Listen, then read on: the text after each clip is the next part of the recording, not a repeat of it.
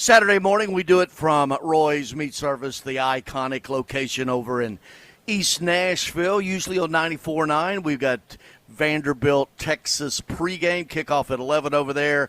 Andrew and Norman and Kevin, the great guys, they do a great job with it. Got Predators a little bit later on here this afternoon, 1:30, the pregame with that downtown. And we'll do one-on-one. We usually do it from 10 to 11. Today we're going from about 10:20 to 11:20. Jeff Jarrett's going to be right here. Coach Bubba Spears, Craig Ladd, of course, way back in the day, 14 years ago, him and Kurt Page founded this show, brought me along.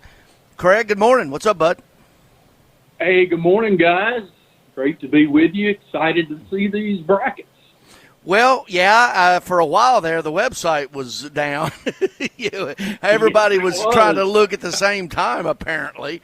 Let's get right to it. In Class 6A, let me run down. We got Gallatin at Blackman, Riverdale. These are mid-states. Gallatin at Blackman, Riverdale at Lebanon, Cookeville at Oakland, Smyrna at Green Hill, Independence at Clarksville, Cane Ridge at Ravenwood, Shelbyville at Antioch. That will be our Metro Nashville game of the week Friday night on 102.5 with Chase and Bub and Nick. Rossview at Brentwood. Any of those pop out to you right away? Well, guys, as far as being a really good game, I think that Gallatin-Blackman could be a really good game. Blackman is a team. They've got only one loss this year, and that was to Oakland. And their average 31 points a game and only allowing 11 points per game. Gallatin broke a two-game losing streak, knocked off Wilson Central last night 33-0. There's really good game. I think that Shelbyville-Antioch could be a really good game. Of course, you got Andre Adams there and the dynamic wide receiver in Brandon Galladay. And then Shelbyville has a Mr. Football candidate and running back Robert Bailey. So that's got the potential to be a good ball game also. What about Riverdale at Lebanon? Lebanon was upset by Cookeville, but I understand Lebanon rested a few people that had a little bumps and bruises. Yeah, you're right, Bubba. That should be a good ball game too. Riverdale has won 6 of 7. Their only loss was last Thursday night in those 7 to Oakland. They got a great quarterback, a young guy, Kevin Hampton, who passed for 268 yards and a pair of touchdowns in that ball game. And then Lebanon, like you, I was surprised by that score. They got a good quarterback too in Austin Harrison, and things have really been clicking since running back Guy and Azetta came back from injury. They started 7-0, so they've got a really good team. 5A.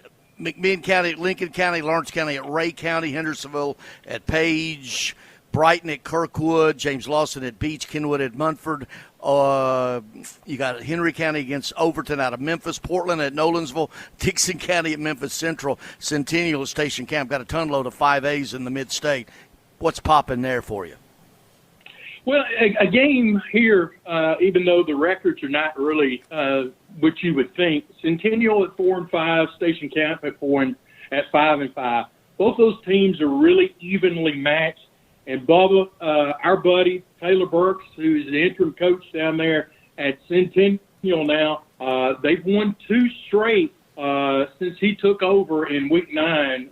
So they are playing much better. Station Camp has also won 2 straight.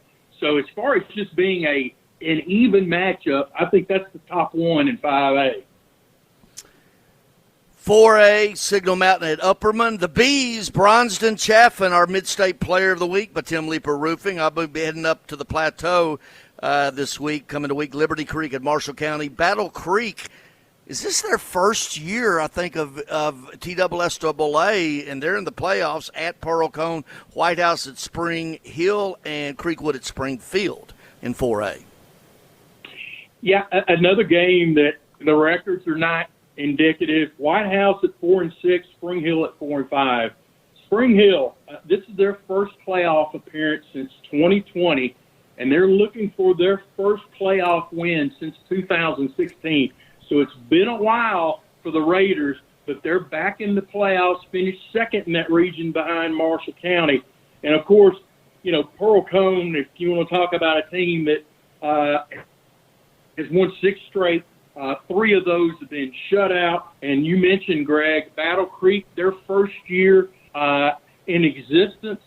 Probably when the reclassifications come along, they'll probably bump up to 6A because of the growth down there in Murray County and Spring Hill area, Thompson Station area. Crazy. So congratulations to them. Yeah, I always thought Battle Creek was in Michigan. I missed something. Yeah, Battle Creek does not have a senior because they just add in a class each year. So, and I think they only have like 6 juniors that play.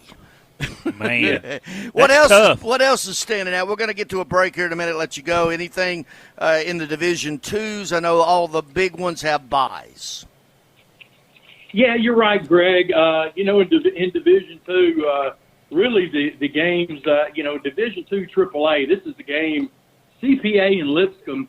You think this is a first round game? The tradition of both those schools. And CPA comes in at 2-8. Lipscomb Academy comes at 3-7. You have to scratch your eyes to make sure that you're reading that right. I was thinking to say the same thing, Chris. Especially CPA, right? Yeah. But of course absolutely. They moved up to AAA. Yeah, and guys, in Division Two AA, everybody's playing. And the team you got to look at is BGA. Man, Cade Marable. 41 touchdown passes this year, guys. 2,706 yards passing, only 3 interceptions. That's a Bubba Spears coaching career. numbers. That's career numbers, 41 touchdowns. Right. In 10 games about now. That dynamic freshman, Maddox Porter, man. 57 receptions, 1,113 yards, 21 touchdowns this year. All right.